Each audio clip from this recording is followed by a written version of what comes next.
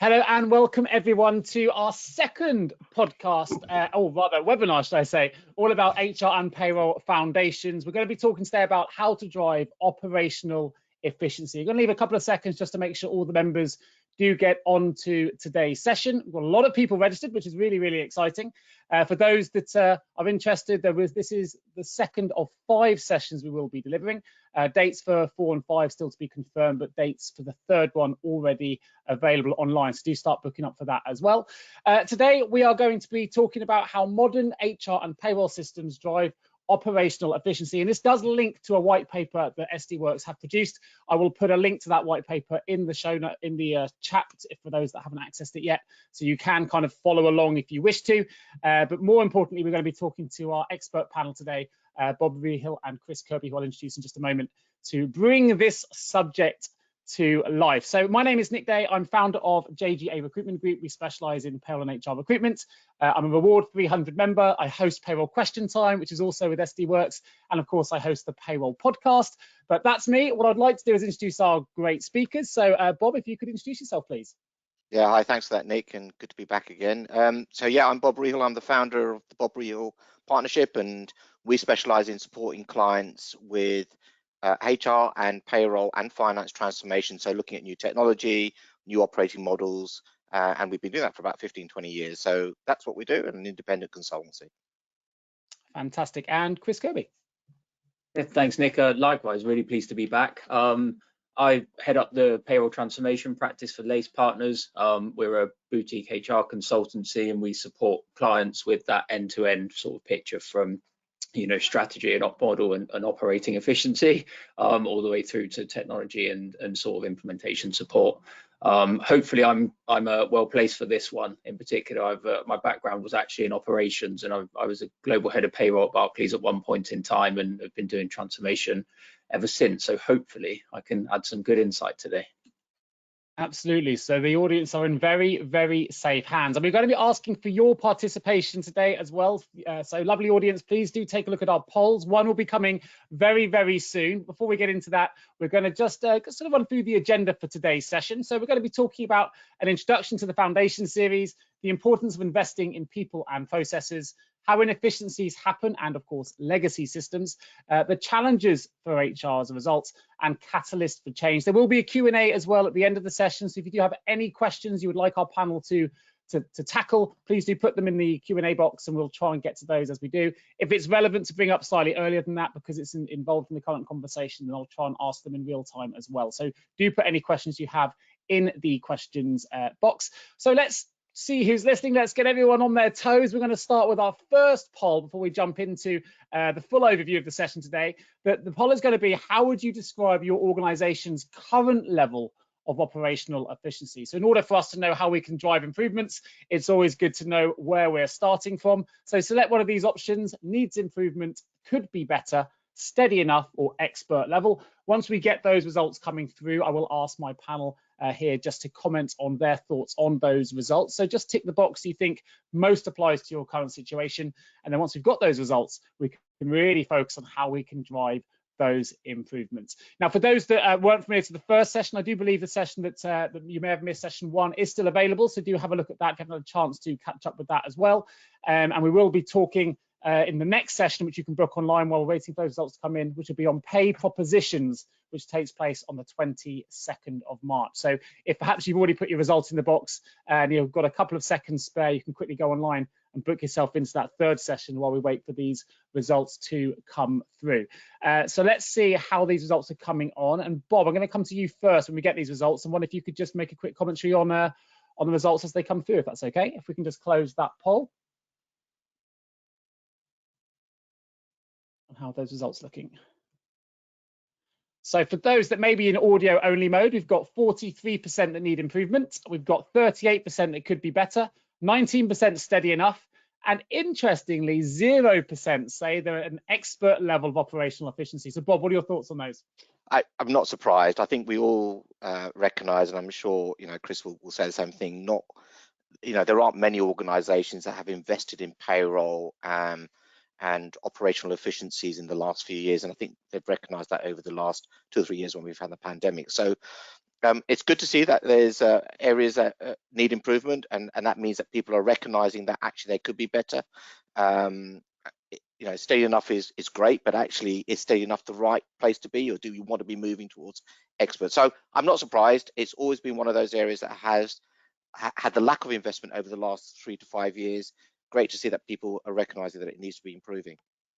Yeah, absolutely right. Certainly as recruiters, we're seeing more transformation than we've ever seen before as departments try and improve their level of operational efficiency. What are your thoughts on that, on those results, Chris? Yeah, as Bob said, I agree. I think it's what's probably telling is that people recognize this now, right? I think that's the biggest thing to say. I think the last few years and the continuation of, you know, a very unsteady global landscape for payroll and HR as well. I think it's just shone a light on it, and I think people are recognizing it more now. I think people, the status quo and just kind of maybe it's steady enough here is probably where they would have been. I think that was maybe okay, and people were getting away with that because they didn't realize the challenges and the risks that were caused by what was there previously. And I think that last few years and even the current landscape has shone a light on that, and people are now recognizing that they do need a level of improvement with their efficiency. Sure. I think that the quote that comes to mind for me when I look at these results is you don't need to be ill to get better. And I think people have understood that just because people are being paid potentially compliantly and on time, that doesn't mean that you're not still right for transformation. It doesn't mean you can't improve your operational efficiency with better systems and processes. So I think that's a really good observation you've made there, Chris and Bob. Well, let's jump then into the content a little bit more, because this is all about hashtag get your foundations right. Hopefully most of you on the webinar today have already had a chance to look at the white paper that supports today's presentation, but these presentations really have to follow on from those white papers. You can go alongside it.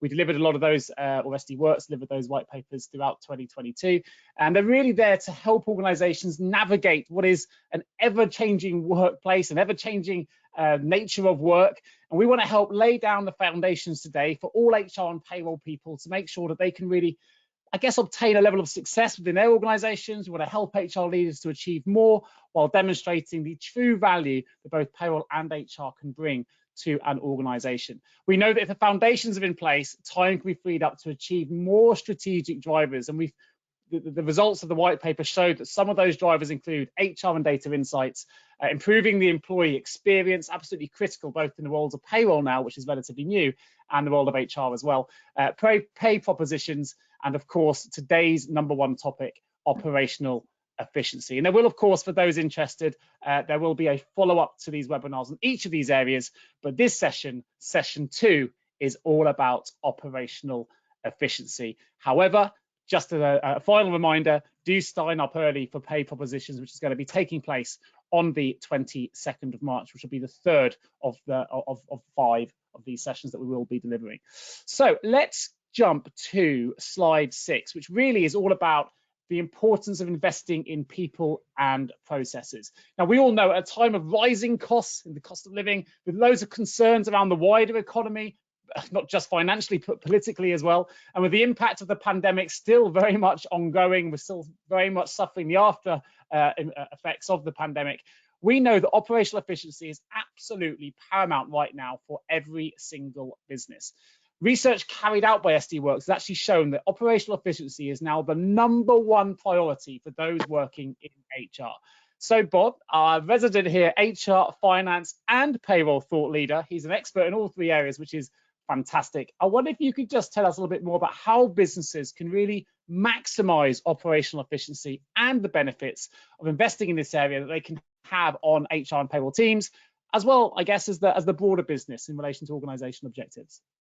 Yeah, listen, look, it's one of those areas that we think is ripe for investment, actually, but also operational efficiency. So, you know, the payroll industry is notorious for double entry, right? How many times do we hear we have HR systems, we have payroll systems, and they don't talk to each other, and those areas, you know, still exist today? How many times do we talk about how many times you have to manually input data that's not captured on HR systems, but actually needed in payroll in order to do transactions? So it's notorious in the payroll industry around sort of double entry, manual transactions, etc. So if we're talking about that loud enough, why are we not thinking about the operational efficiencies that can be gained by looking at our systems, our processes, and the data that we have to process, and think about smarter ways of actually minimizing the amount of double entry and the manual workarounds we've got in place. And all of that will lead to releasing time from payroll, HR, and finance professionals as well, to look at actually meaningful insight that allows people to then think about,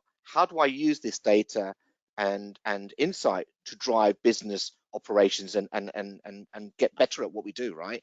And so I think there's a lot of opportunities for people to think about, getting the transactions right and automating that and getting those seamlessly flowing through, because 90% of what payroll people do is around transaction processing. But if we can get 90% of it done automated, releasing 80% of our time to think about the metrics and the data we get, what a better place we'll be in. So automation, transaction, automation, and releasing that time to focus on using the insight we get from payroll is ultimately the priority, rather than bringing more people in to do more stuff, right? And those are a massive opportunity to do that at the moment. Absolutely right. I'm just going to summarize some of the things that I picked up on from your response there. But one was the words meaningful insight. So this, for me, doesn't mean that payroll people are going to be outsourced, that it's going to disappear. This is really where the relevancy of payroll and HR professionals really comes to the fore, because if we can get rid of that 90% transactional double entry type work, well, of course, it frees up a huge amount of time to really deliver those meaningful insights that you talk about. Now, Chris, we know that you've come from an operational background. You're now working in the world of implementation and transformation. How does that resonate with you? How do those points that Bob just mentioned, how do they land with you in relation to providing those meaningful insights? Yeah, I think they land. Yeah, completely agree. And I think there's going to be a lot of synergy today, right? I think operational efficiency is such a hot topic at the moment, and a lot of the themes are very strong and very sort of consistent across the board. I think the one thing I'd maybe add, I think the insight side is huge, and supporting, we'll come on to this, I'm sure, in a moment a bit more, but supporting businesses with, the data and everything that they've needed and the insights they've needed to navigate the landscape in recent times has clearly, or would clearly have been a very valuable commodity for payroll to provide. I think the other side, though, in terms of freeing resources up, is around employee experience. And I think, the insight side is huge, and supporting in that vein when we talk about outward sort of facing payroll people. But I think the focus on employee experience, Nick, as you said in the introduction, is increasing massively, and it's becoming such a focal point of pretty much every transformation at the moment. And I think that's another thing, that payroll resources being freed up from transactional manual activity, opens up, and really it's going to be a focus going forwards as well. Absolutely right. I mean, insights are only as powerful as they're not powerful on their own thing. They're only powerful if you act upon those insights, right? And as you talked about the employee experience there, something that I'm very familiar with in the world of recruitment is the one thing businesses want to do is they want to attract more people to their business in a very, very competitive world of recruitment and hiring the best talent, but they also want to retain that talent. And that's where the employee experience, whether you work in payroll, whether you work in HR now, is often the #1 priority for many, many business leaders and stakeholders, because they want to be able to keep that talent, to keep their business moving forward.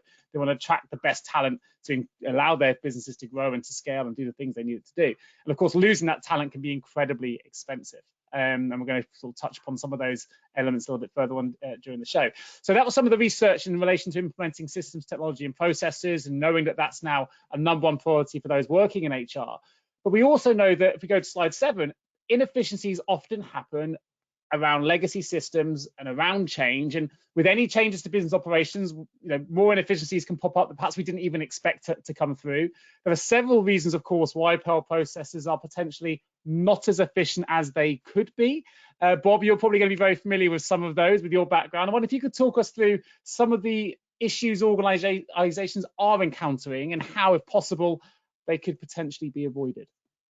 Yeah, and listen, we always talk to our clients, and I'm sure Chris gets this as well, that we're always hearing the words, but that's how we've always done it, right? And actually, what we've got to say to ourselves is, there is this, culture and it exists in all operations, right? Not just payroll, but in other businesses and other functions as well. We've got to come out of that. This is how we've always done it. Let's leverage technology.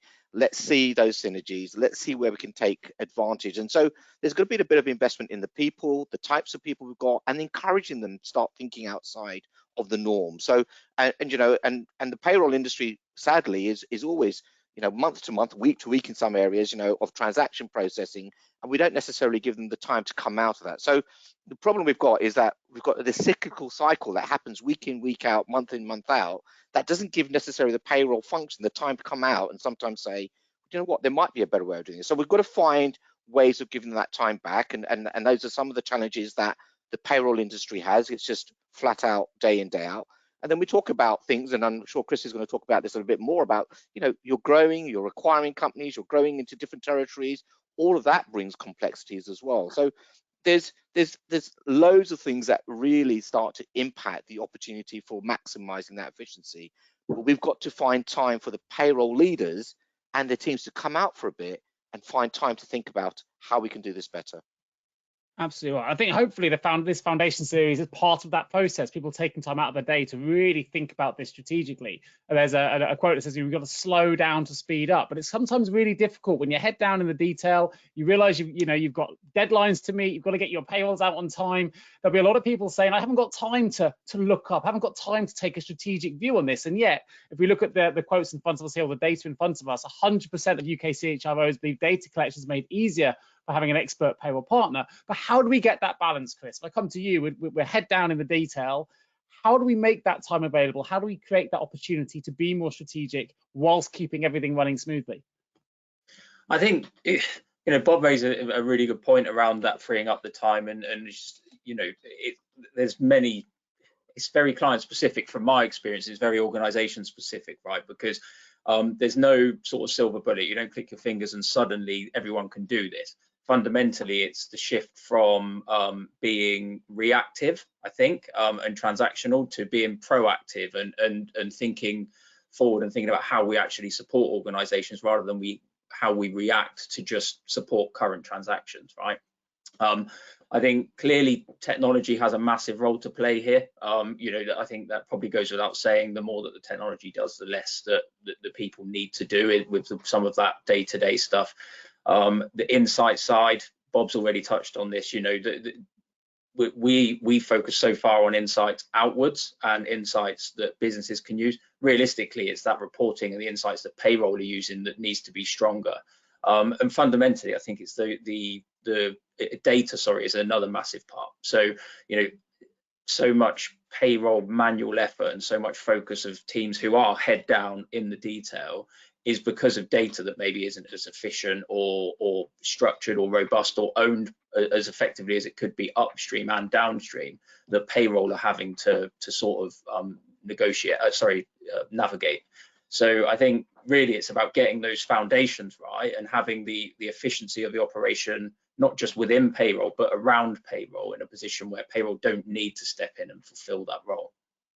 Yeah, absolutely right. I think, as you say, looking at solutions as well, being solutions focused, taking that. Hopefully the people joining this session today are in that mindset already, where they have the motivation to change. If we're motivated enough, we can often find the time to deliver what we need to do to make those changes. But we've got to be that, we've got to be solutions focused. We've got to take our look up a little bit more, as Bob was alluding to. However, we also know, and I'm aware that it's easy for me to say that here, I'm not one in the detail, but historically, things like mergers and acquisitions, these things can cause issues which can prevent payroll teams from being as efficient as perhaps they would like to be. Chris, this is an area that I know you're very much involved in as a transformation consultant. So what impact can the legacy side of systems have on HR and payroll processes? And what are the main things that the people on the show today need to consider if they're talking about or considering merging those systems together? Yeah, it is something that I'm very sort of passionate about, and I think it's fair to say, and Bob will probably agree, it's one of the key triggers for transformation in my experience as well. But I think firstly, it's fair to say it isn't always mergers and acquisitions, right? Sometimes companies simply work in fragmented models and in silos, just through culture or whatever, and back to that sort of, this is what we've always done. No one's ever challenged that. I think whatever the reason for it, though, it's incredible how much manual effort is expelled working around both system limitations and different terms and conditions, for example. And more importantly, often they don't need to be limitations. Sometimes they're rules that have been imposed as part of minimum viable product design decisions during an implementation, for example.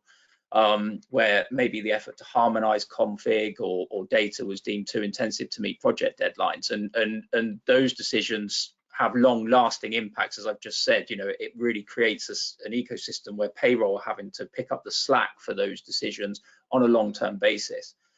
I'd say a couple of good examples of this are across time and attendance and costing. I think those are two of the common areas that maybe suffer from this. And let's be honest, it seems straightforward, right? How difficult can overtime at 1.5 be? But I'm sure Bob's seen it all the time as well. You know, it's not valid until a certain number of hours. It's only applicable to certain grades. It's capped, and all of this is different for different sets of people. When it comes to costing, this is where that legacy side comes in, where you've got, you know, formatting, different. So many of our clients have 2, 3, 4, maybe more layers of cost centers due to legacy solutions not being harmonized or migrated during transformation.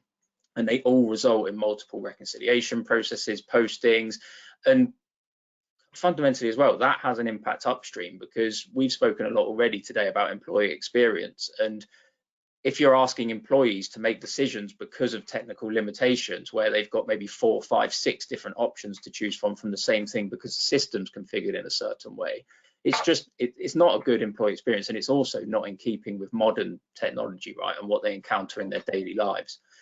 I think at a policy and contractual level, if your entire population were operating under the same set of rules, it'd be fairly easy, right? So we do have to acknowledge that absolute harmonization in that space and alignment isn't going to be possible in the majority of cases. But I do think organizations should look at, you know, especially with mergers and acquisitions, getting to the point where it's as most harmonized as it can be. But acknowledging that reality, that we're not going to be in that position, I think what's critical is, whether it's an M&A or whether it's an implementation or an upgrade or whatever, at go live, there's either full solutions in place or planned mitigation for things to be done in an automated fashion. Because I think, and I'm sure Bob sees this as well, far too often we arrive at clients who are operating hours, days, sometimes weeks of what are essentially workarounds just to get payroll done. I think, just to summarize, I know I've said an awful lot there, but I think in summary, I'd say, don't operationalize workarounds. I think every decision that a system doesn't make, a human's going to have to. Sure. Now, of course, if you're watching this and you're going through a merger and acquisition, you're confronted with some of these challenges Chris has just highlighted, do put your questions in the questions box. We'll try and get to those towards the end of today's show. We've got a couple of statistics here from the white paper on the screen. For those in audio only mode, one I've already read out, which is 100% of UK CHROs believe data collection is made easier by having an expert payroll partner. And the second is just over half of CEOs at UK companies feel positively about outsourcing their payroll processing.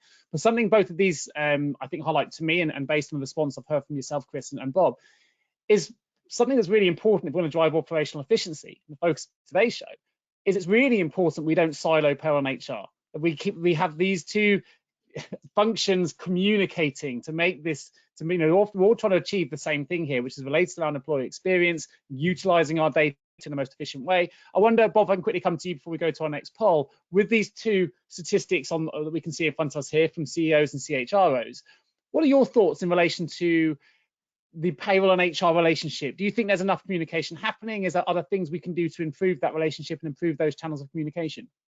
Well, I absolutely. I think, you know, we always know that payroll sometimes sits under finance, it sometimes sits under HR, sometimes it sits under shared services. So actually, payroll as a function doesn't seem to have a single home. You know, you think about organization structures, you tend to find, you know, quite structured organizations, and they do it, but people tend to see, you know, payroll is, where should we put payroll? It's finance, HR, transaction center, you know, operations, where do we put them? And I think that also doesn't help it get its leverage that it needs to say that we are a complicated function. You know, just going back to some of the things that Chris said, we've got to remember payroll is different in every country across the world, and in some countries in the US there are 50 different permutations of how to do payroll. So it isn't easy, it is a very complicated. Hats off to the payroll professionals that are listening here and going to be watching this podcast, you know, or this webinar later.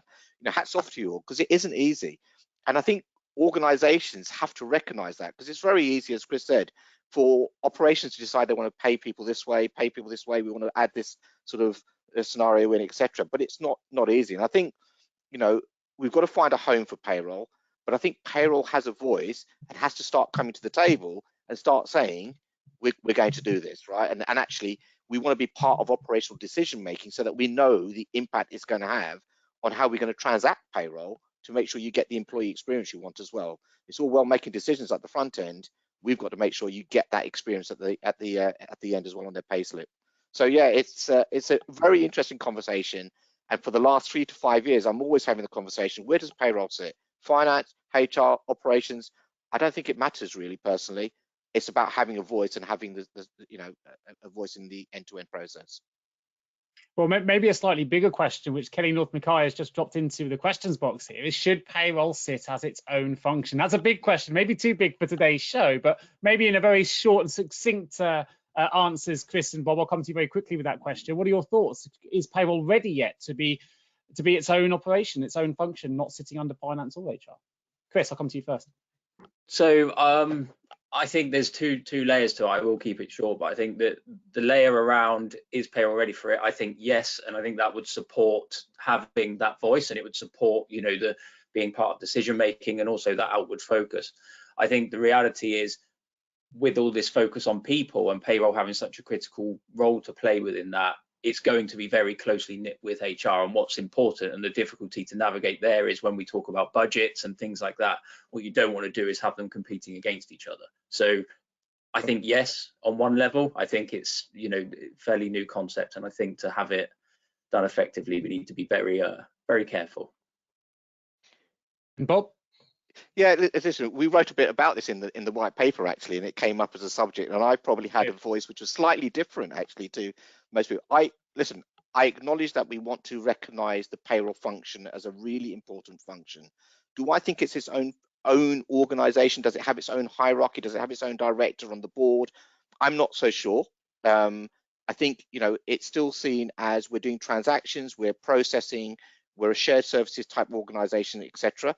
But it's for me, I think it's a shared services type function, but absolutely it's got to be recognized as an important function and have a voice at the table. So I'm not worried whether it sits under finance, HR, its own function, etc. necessarily.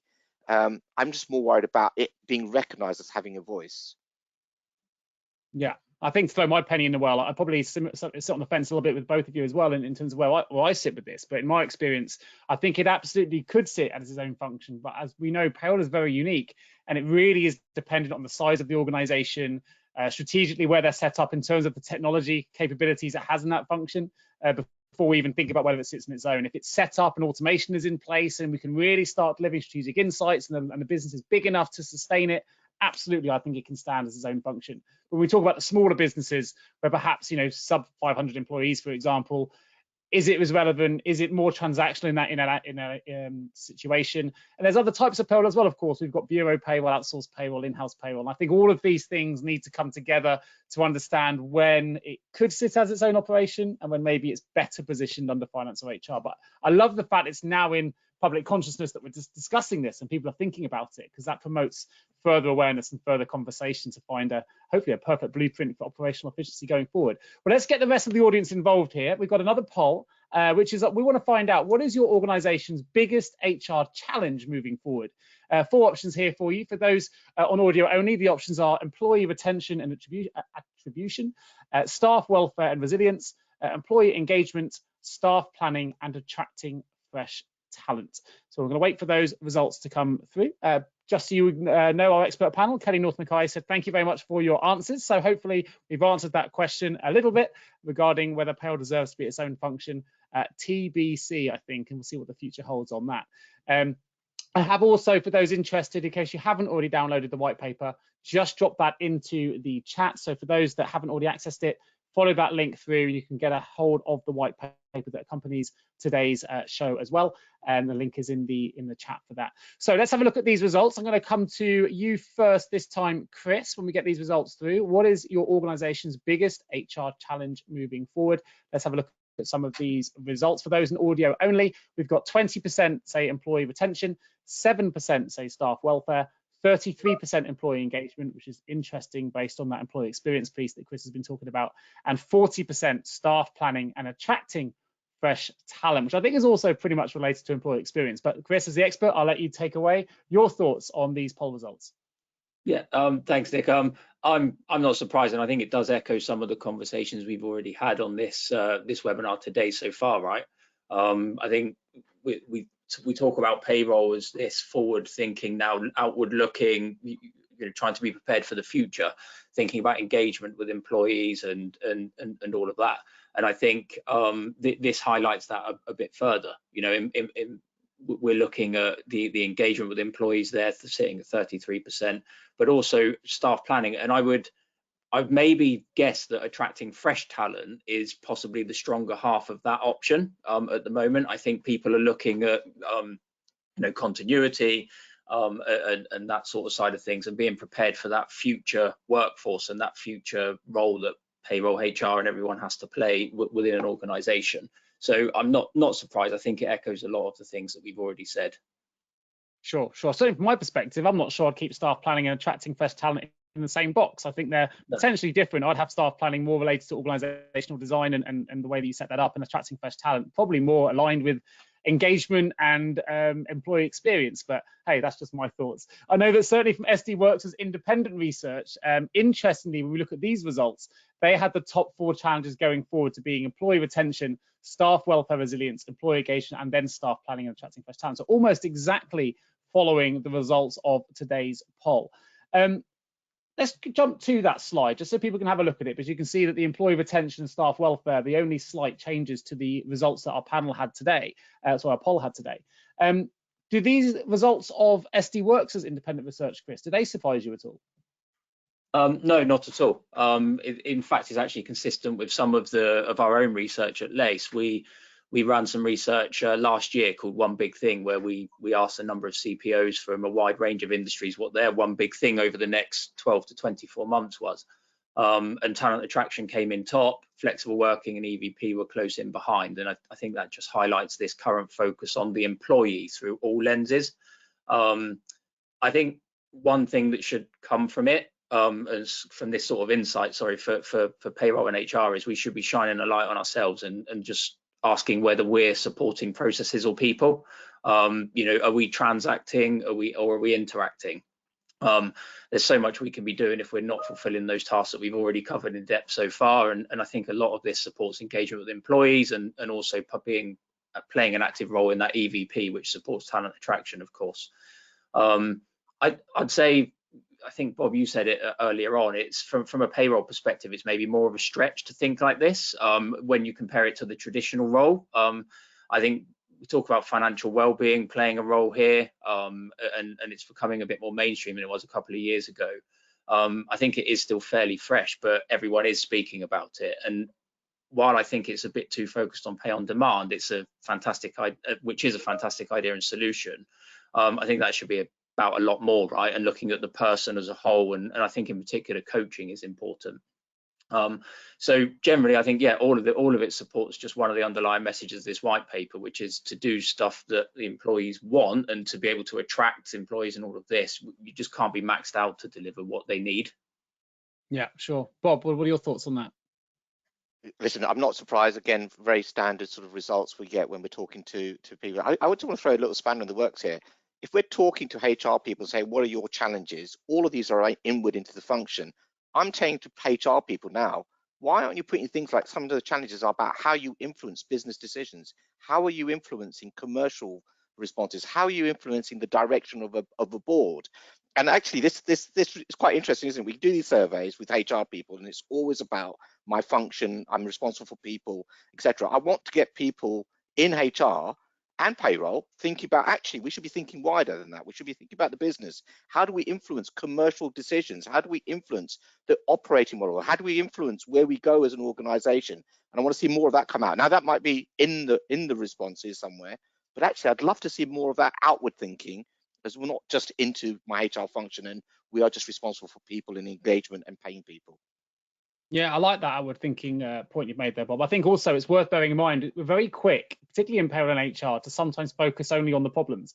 And actually, a lot of the solutions can be found in what we already do well. So it's all well and good looking, if you look at the employee engagement or benefits piece, we look at what we don't have and instantly think that if we bring that in, it's going to improve things.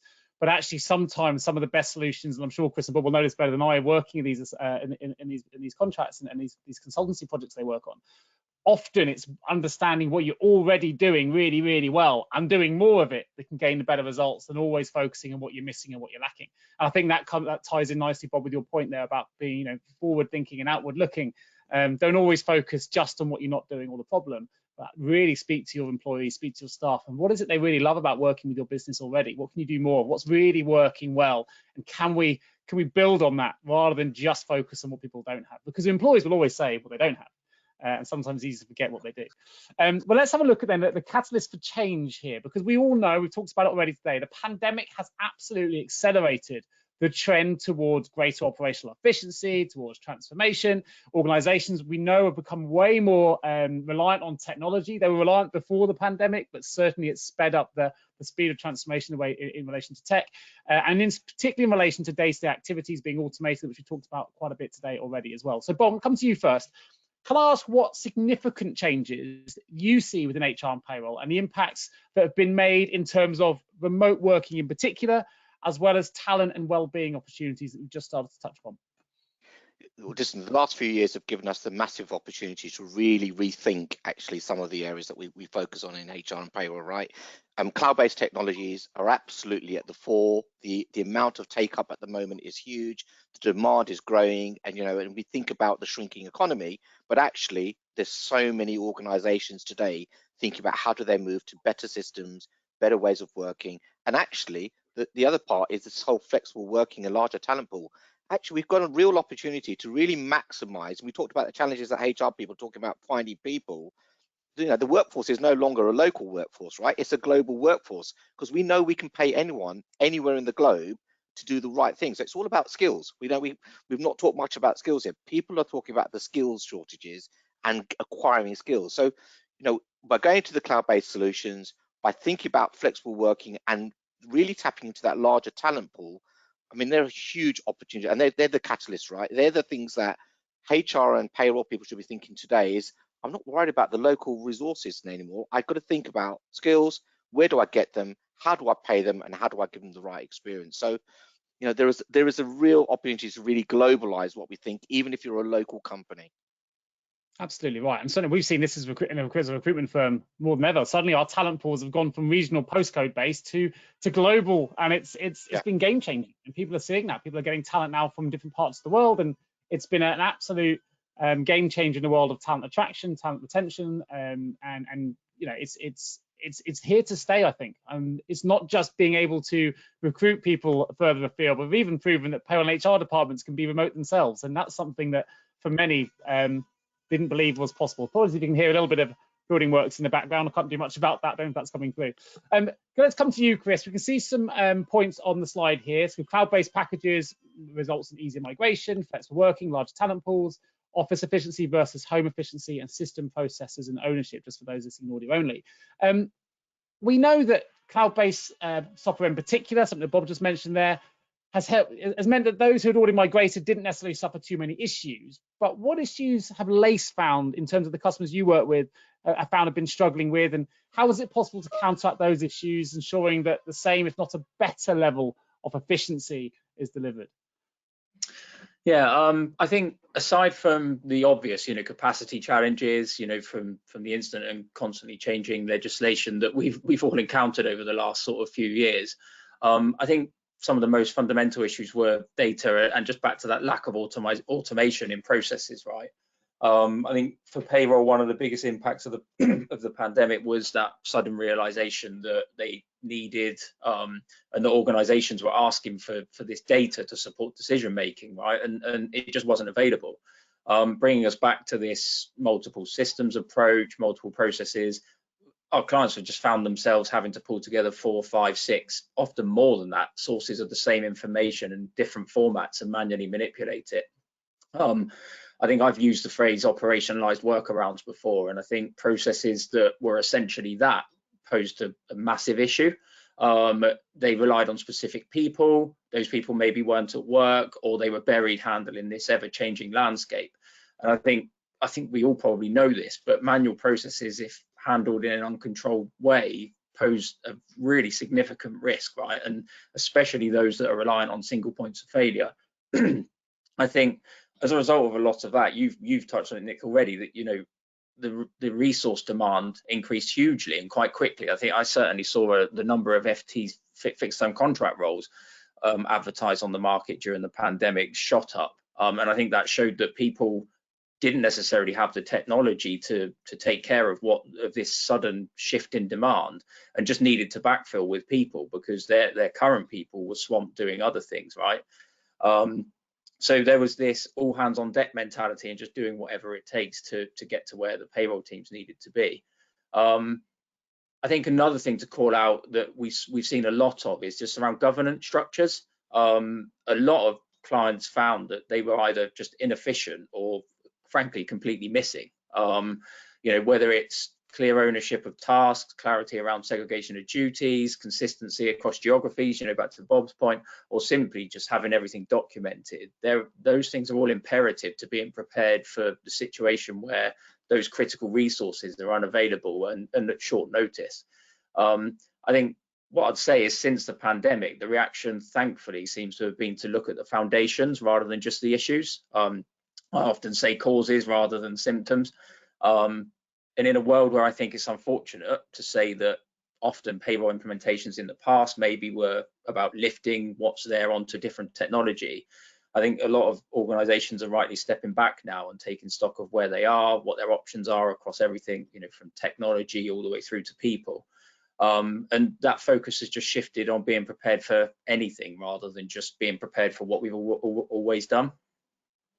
Yeah, that makes sense. And I think one thing we've established here, we're talking about operational efficiency today, but it is the #1 priority for HR leaders. And that if we're going to get to that point, then we need to make sure that, you know, we are efficient in everything that we do. And that includes our systems, the way that we communicate, the way that we are enticing our employees to stay engaged, and improving that experience and keeping the employees at the heart of all of that. Let's have a look at some of the takeaways that the report gives us, and hopefully today's session has done as well. We know that hopefully we've come across here, for those in audio only, we've got maximizing operational efficiency for HR and payroll. We can see that that can have a significant impact. We know that investing in the right people and processes will benefit the broader business. We know that inefficiencies are inevitable, but preparation is valuable, and we've got some experts here like Chris and Bob that can support you with those things. Change can be great and presents opportunities for growth, and HR and Payroll Foundations is a series to help you and your organisation, so we do want you to join us for our next one as well. However, we also know, and hopefully we've established today, that there is a disconnect sometimes between aspiration and reality. We know that time sometimes is something that we really struggle to find in order for us to be able to deliver the operational efficiencies that we want to do. And actually, if you haven't read the report yet, some really interesting stats support that, with 40% of those surveyed finding it difficult or very difficult to find the time to provide data to business leaders, 64% struggling to manage basic reports, and 40% having no single source for their data. And it's this lack of consolidated reporting that's leading to data-driven decisions being, or a few data-driven decisions being actioned, and we can talk about the importance of that Chris has just highlighted. I think is really important. We've talked about how rising costs and concerns around the wider economy is causing further challenges, but we need to make sure that, as Chris and Bob have very articulately put today, that we keep well-being initiatives at the heart, we keep employee experience at the heart of everything we're trying to do. And we need payroll and HR communicating to make that happen. We need to make sure payroll stays compliant, secure, efficient, resilient, that we get as much automation in there as possible to free up the time to be more strategic, free up more time to really work on that legacy technology and improve it, to remove the disparate systems and manual processes that are stopping organizations from achieving future-proof payroll that is an asset to their business rather than a cost center.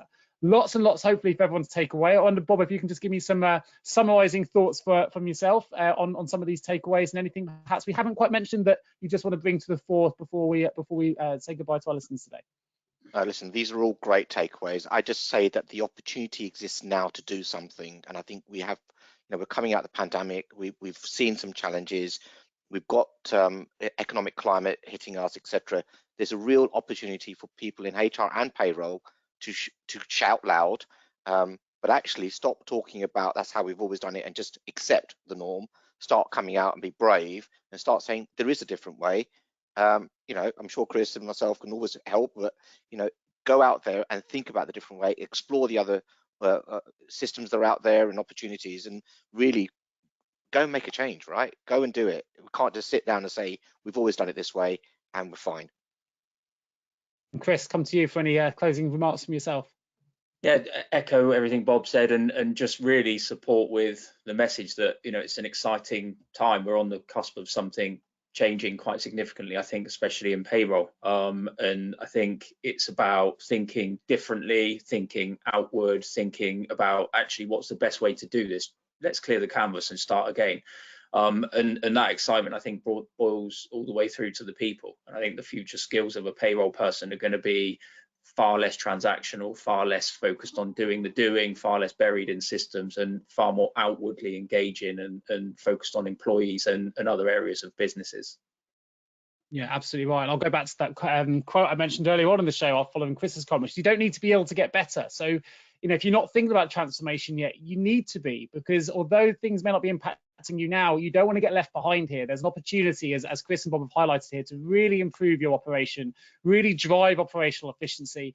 And the best time to, you know, to make change, if you haven't started yet, is now. So don't procrastinate. You've got some great experts on the show here that can support you. SD Worx, I'm sure, can support you as well. But start planning for that transformation. Start driving those operational efficiencies, and you'll really start to get to the heart of the employee experience, which really does have a huge impact on the bottom line for businesses if you're able to retain and attract the best talent. I know all about that. It's my wheelhouse. So this is a good starting point to get there. I just want to finish today. We've covered the Q&A in real time from Kelly, but I do want to remind everyone the next show is on process. It's on the 22nd of March. So do go to the SD Worx website. Do sign up for that. We look forward to welcoming you all to the next webinar. But just leaves me to say a huge thank you to Bob Rahal and to Chris Kirby for joining us today on this Foundations number 2 of 5 session, all about operational efficiency. I hope it's been helpful for you. Do download the white paper to support this, and there will be a copy of this that comes out to everyone that's registered for today's show. So hopefully, if you wanted to make notes or you wanted to go over anything again, you can all get a copy of the recording to listen back in your own time. Thank you very much.